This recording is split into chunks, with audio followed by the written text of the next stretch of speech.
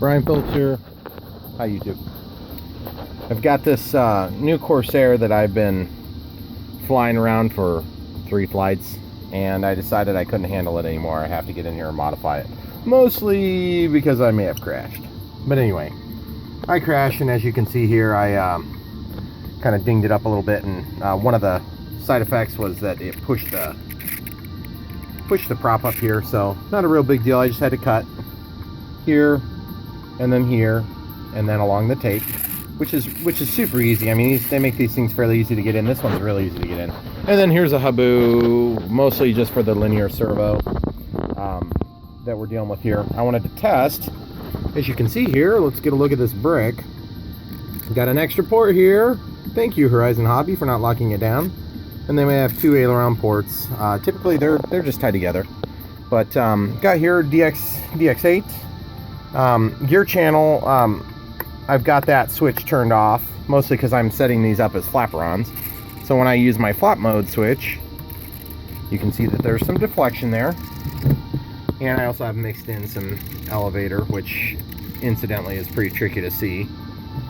You have to take my word for it. But I'll show you how I got this set up here. On mix 6, I've got the flaps tied 100%, and that would be for this one over here. And it was just whichever one I grabbed first. I guess I didn't really care which one was which, but I just pulled it out and put it in there. And one quick side note before I forget to tell you, ES3X will not work on this servo. That does not mean you're going to totally lose roll authority or anything like that. It just means that you're only going to have one side fighting, which means it will be reduced. However, I think that this plane is way too aggressive on the ES3X anyway, so great, whatever. By the way, little status update. I adjusted all my control horns back 1 adjustment. I had come in 2, and that was just way too much on all of them. This thing was trying to jack around the sky like crazy.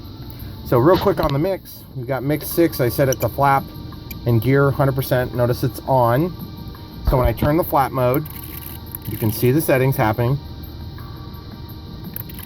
Okay, and then basically on mix 5, which there's nothing magical about 6 or 5, it's just what I picked, I've got the ailerons tied to the gear. So basically what that does is, as I give aileron, it rotates, it changes the status of that servo condition, and then also the flaps don't stop it from working, they just work in tandem. So anyway, those are the only 2 mixes I've got there. And then incidentally, I never actually added an aileron mix, so I'll show you how I do this real quick. So set it to like positive 20, and then turn this off of inhibit. If nobody's ever showed you how to do this, how you do it, it's really easy. And basically, as you go into a turn, you can see I have my ailerons here. See the rudder? Not moving. Evidently, I need to give it a little bit more so I can demonstrate that real quick. So we'll just go ahead and exaggerate this. We'll bring it up to like 35%. And that's aileron rudder mix. So as I give it aileron, it's going to rudder as well. See that? And you can see I went the wrong way. Because you want the plane to roll this way, and you want that rudder to turn so that it helps to roll the craft. Okay, so we've got to go backward. So press clear. Press clear. Sorry guys, it's a little tricky to do with one hand. So we'll set that to like 25. Now that I don't have to show you, let's take my word for it, I'm sure, since you're watching my video. Anyway, that's the gist of it. And then you can just back out of that, and then I'll show you what I did in system setup. Yes, and you have to also select you have to select the wing type as Flaperon as opposed to just normal. You could also set up physical flaps on this too, because you can use that extra port. It's called the Xport, by the way, and you'll notice it's lined up off to the side. There's 4 pins. You only have 3 pins on that servo wire. You want to go all the way over to the right, or sorry, on the left on this plane. So anyway, once you got the Flapperon set up, you can just go back. And of course, it's gonna be a little different on each radio. Switch select, I have gear turned off. Gear was on by default. And then that gives you an easy way of testing if you've got the available port set up. Otherwise, sometimes Horizon locks them out, like on The Habu, I'm not 100% sure that works. If I had this Habu brand new out of the box, first thing I would do is add flaps. This baby would fly awesome if you could throw some flaps in, because one of my biggest issues with this is when I was learning to fly is I could not slow it down. And what's the first thing you do when you're flying? You start landing in the grass, you're breaking the nose off every time. Pretty soon your nose wheel breaks because you break right at this weak spot. Next thing you know, you're breaking where the batteries are, you know, and these things just die quickly.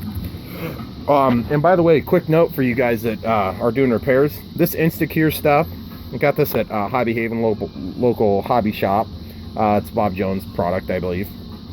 Works fine, but I don't like it. It gets way too heavy. You got to go with the CA. It's way expensive, super rip-off. Look at that, $9 for half an ounce. Good Lord, they'd think they're selling drugs. And then over here, we've got the thin. Thin tends to work really good, and then you have to have kicker. Kicker makes your life so much easier. This is not a shameless advertisement for this product. Believe me, I'm paying $9 a bottle, or I get the big bottles and I basically split those bottles in half. I take off and then don't ever cut the tip. I open it up and pour it into the other bottle. Do not spill it on a cotton ball. You might burn your house down. Anyway, sorry about that side note. But now we've got rudder, aileron mixed in, elevator, and now Flapperons. Not that it's going to make a bit of difference on this plane. I'm going to probably start flying with a little bigger battery. It just needs some extra weight. This thing is so light. But I'm so used to going to the flap switch when I'm flying that I just about have to have it. I'm a creature of habit, so that's the way it's going to be. Also, keep your eyes out. I've got the turbojet coming here this week, and I'll be building that and doing some light mods and different things. So keep your eyes out for that. Again, F4 Corsair UMX by Horizon Hobby here tonight, and the Dead Habu. Have a good night. Enjoy. Don't forget to like and subscribe.